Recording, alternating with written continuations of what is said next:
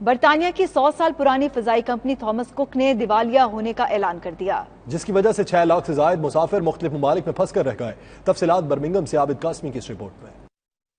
پاکستان ہی نہیں، دنیا کے بڑے بڑے ممالک بھی معاشی بحران کی لپیٹ میں ہیں۔ برطانیہ کی 100 سال پرانی فضائی کمپنی بھی دیوالیہ ہو گئی۔ دیوالیہ ہونے والی تھامس کک کمپنی کے کسٹمر سے متبادل پروازوں کی بکنگ کے لیے بھاری چارجز وصول کیے جا رہے ہیں، جس کی وجہ سے مسافروں میں شدید پریشانی پائی جاتی ہے۔ برطانوی حکومت نے بیرون ملک پھنسے سیاحوں کو واپس لانے کے لیے بڑے پیمانے پر آپریشن کا آغاز کر دیا۔ فضائی کمپنی کے دیوالیہ ہونے پر سابق لارڈ میئر اور کونسلر شفیق شاہ، کونسلر وسیم ظفر نے 92 نیوز سے گفتگو کرتے ہوئے برطانوی گورنمنٹ سے مطالبہ کیا ہے کہ وہ بیرون ممالک پھنسے ہوئے برٹش شہریوں کو واپس لانے میں اپنا کردار ادا کرے۔ کافی جو اوورسیز برٹش لوگ جو گئے ہوئے تھے ان کو کافی پریشانی آ رہی ہے۔ برٹش گورنمنٹ نے کچھ لوگوں کو واپس لایا، لیکن ہزاروں کی تعداد میں ابھی بھی دوسرے ملکوں میں موجود ہیں۔ کافی ان کو پریشانیاں آ رہی ہیں۔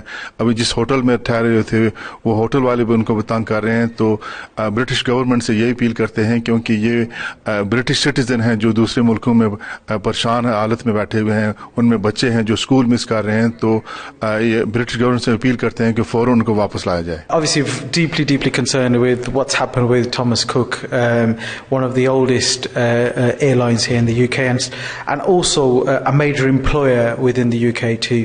I think the government's response to supporting those who both work and those who are travelling with or ultimately won't be travelling because of the fallout of the organisation, they haven't had the support from the government that they should have had.